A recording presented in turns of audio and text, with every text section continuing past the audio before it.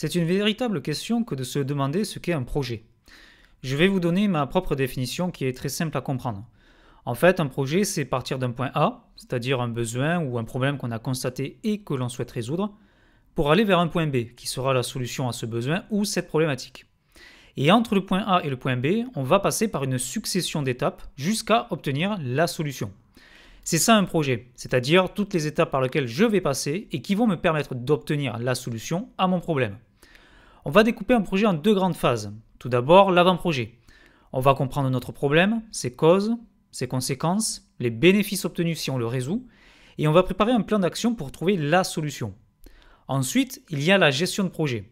Nous avons trouvé la solution, nous avons planifié son déploiement, l'organisation de manière générale, les personnes qui vont devoir travailler ensemble, et nous pouvons la livrer et l'utiliser. Pour créer cette solution, on doit pouvoir gérer plusieurs aspects qui sont aujourd'hui des bases pour tout type de projet. Donc vous l'aurez compris, en fait, tout ce qu'on fait, même dans notre vie personnelle, est un projet.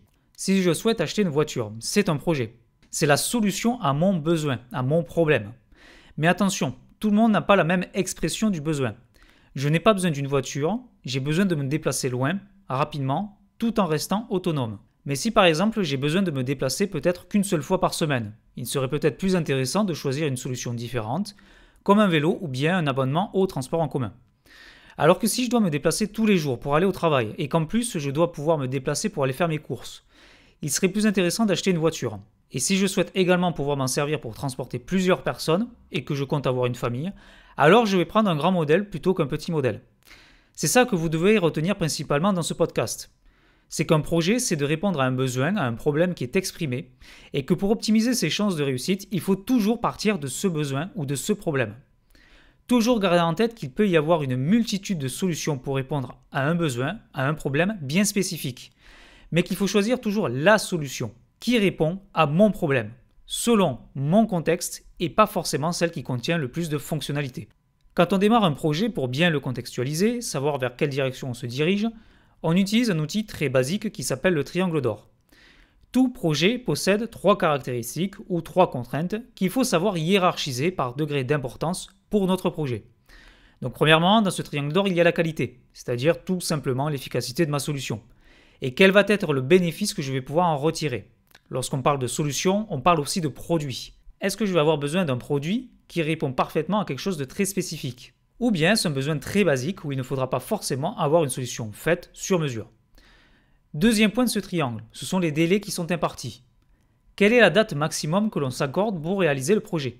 Mais aussi quelles vont être les étapes par lesquelles nous allons passer pour pouvoir créer notre solution et comment nous allons nous organiser pour bien les structurer. Avons-nous du temps pour faire le projet ou pas? Et enfin la gestion des coûts, qui ne sont pas que budgétaires, mais qui peuvent aussi impliquer les ressources humaines et matérielles. C'est tout ce que l'on va utiliser entre guillemets pour faire le projet. Mon budget est-il conséquent ou limité? Mon équipe est-elle pluridisciplinaire et autonome ou bien est-elle limitée et manque de formation? Et via ce fameux triangle, on se pose les bonnes questions pour notre projet et on priorise certaines caractéristiques. Est-ce que je vais prioriser la qualité, les délais ou les coûts? On peut également rajouter la notion de risque en complément de ce triangle. Quels sont les risques que je vais peut-être rencontrer et est-ce que je suis en mesure de les anticiper, de les gérer et d'y apporter des solutions préventives? Petite précision tout de même, c'est que dans ce triangle d'or et suivant ce qu'on va prioriser, il n'y a pas forcément de caractère automatique. On peut essayer de trouver un équilibre entre le coût, le délai et la qualité. Cela permettra de livrer un projet dans les meilleures conditions possibles. Donc évidemment, si jamais on doit faire l'impasse sur l'un des aspects de ce triangle parce qu'il y a des problématiques fortes qui sont constatées, eh bien il va falloir s'adapter en jouant sur le délai, la qualité et le coût. Cependant, si on peut avoir cet équilibre entre les trois, on aura toutes les conditions réunies à sa bonne réalisation. A contrario, il faut éviter 2 contextes qui sont très importants. Premièrement, faire un projet avec très peu de budget, très peu de ressources, qu'on doit faire en 2 semaines et qui répondre à un très haut niveau de qualité, cela relève de l'impossible. Si je prends l'exemple d'un avion de chasse, on ne peut pas le faire en 2 semaines avec un petit budget, il va falloir y mettre les moyens. Donc si un client vient avec ce genre de demande, on conseille refuser le projet, c'est irréalisable. En deuxième, si c'est un projet qui est long à réaliser, qui est cher à produire et qui est de mauvaise qualité, c'est inutile de vous préciser que personne ne veut d'un projet pareil. C'est une perte de temps, d'argent et d'énergie, il n'y a aucun sens à faire un projet comme ça. Donc le triangle d'or est un outil qui est basique, comme pas mal d'outils en management de projet, et tous ces outils sont là pour structurer votre logique, pour vous faire vous poser les bonnes questions afin de partir vers la bonne solution. Ainsi, lorsqu'on cadre la direction que notre projet devra prendre, Eh bien, on peut choisir ce qu'on appelle une approche projet. Il existe deux approches possibles, l'approche prédictive et l'approche adaptative. L'approche prédictive consiste à planifier l'ensemble du projet de A jusqu'à Z afin de livrer un produit qui est complet, qui est fini. C'est ce qu'on retrouve avec les modèles en cascade, waterfall ou cycle en V. Tandis que les approches adaptatives consistent à livrer le produit morceau par morceau sur de très courtes périodes et à améliorer constamment le produit grâce au retour des utilisateurs qui sont fréquents et qui sont à chaque livraison.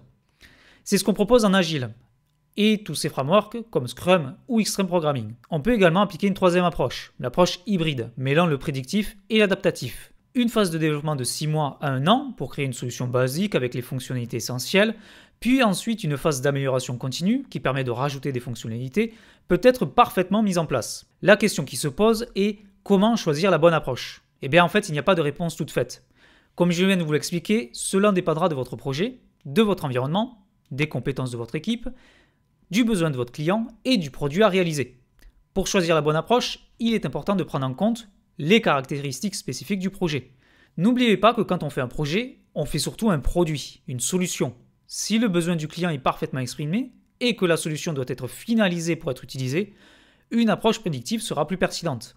La construction d'un pont, d'une voiture, d'une maison, c'est quelque chose que l'on décide à l'avance. Donc il n'y aura pas forcément besoin de tester une première version, puis une deuxième version. Il faudra avoir le produit fini pour pouvoir l'utiliser. De toute façon, pour la construction de pont, ce n'est pas forcément possible. L'objectif de l'adaptatif, c'est de livrer le plus tôt possible. Et on ne livre pas un pont en 1 ou 2 mois. Si le besoin client est flou, qu'il souhaite avoir une première version, que son produit peut évoluer facilement, l'adaptatif est à préconiser. De plus, si le produit est sur un marché en mouvement constant qui est très instable, il vaut mieux pouvoir l'améliorer facilement et rapidement en fonction de la situation. Généralement, les logiciels qu'on utilise en informatique, les applications, mais aussi certaines stratégies marketing rentrent dans ce cadre-là. Car on peut les tester en première version, voir les résultats, s'adapter selon l'actualité, la situation et corriger ce qui ne marche pas. Le tout, c'est vraiment de rester cohérent avec le besoin qui est exprimé, mais aussi avec la solution qu'on va proposer et choisir. Si l'on sait que nos produits sont amenés à évoluer dans un milieu assez concurrentiel, il faudra qu'on s'adapte rapidement à de nouvelles demandes. Donc, il vaudra mieux partir sur une approche adaptative. Si le produit doit être fini avant de pouvoir l'utiliser, sans avoir besoin de changer en profondeur ses fonctionnalités, qu'on a vraiment cadré tout ce dont on a besoin, on choisira une approche prédictive. Et c'est pour cela que la première phase d'un projet, c'est la contextualisation du besoin, en tenant compte des facteurs tels que le budget, le délai, la gestion des risques, la gestion des hommes et la gestion du changement. Il est donc important de bien comprendre les différentes approches et de choisir celle qui convient le mieux à votre projet et aux contraintes qui sont imposées. Si vous appliquez mal les approches et les outils, vous risquez de passer à côté de leurs bénéfices et donc de rater le développement de votre produit et par conséquent votre projet. Avec les approches prédictives, adaptatives et hybrides, il en existe une quatrième. C'est ce qu'on appelle la méthode à l'arrache. Vous avez sûrement entendu parler de cette méthode, vous l'avez sûrement même appliquée dans votre entreprise ou dans vos propres projets. C'est une méthode où il n'y a pas de méthode, il n'y a pas de structure et on navigue à vue. Je suis d'accord pour dire que la gestion de projet, avant d'être des outils ou des méthodes, ce n'est que du bon sens. Mais la méthode à l'arrache, ce n'est ni du bon sens, ni l'utilisation des bons outils. Avec cette méthode, on peut par exemple retrouver un développement logiciel sans stratégie de test ou bien sans démonstration aux utilisateurs. On prétend ainsi être agile et finalement on va livrer le produit dans 1 an, non finalisé, totalement buggé et dont l'existence aura été oubliée des utilisateurs au bout de 2 semaines. N'utilisez jamais la méthode à l'arrache. Il est important de prendre le temps de réfléchir à l'approche la plus adaptée à votre projet avant de vous lancer, afin de maximiser vos chances de réussite. Et il n'y a pas d'approche magique. Tout dépendra du besoin, du problème de votre client, de votre organisation, de vos compétences, des compétences de votre équipe, de vos outils et également de l'ensemble des connaissances dont vous disposez. Il est donc important de ne pas négliger le fonctionnement de ces approches pour réussir un projet. Et il est également important de prendre en compte les compétences et les connaissances de votre équipe, de votre client, lors de la sélection de l'approche à utiliser. Mais aussi de bien évaluer le contexte dans lequel vous allez travailler, de prendre en compte les contraintes et les enjeux de votre projet. N'oubliez pas également que quand on fait un projet, vous devez avoir 2 types de compétences. Les compétences fonctionnelles et les compétences techniques. Les compétences fonctionnelles vous permettront de comprendre le client, son besoin, son business, les gens du métier, et de comprendre l'ensemble des paramètres pour penser à la meilleure des solutions.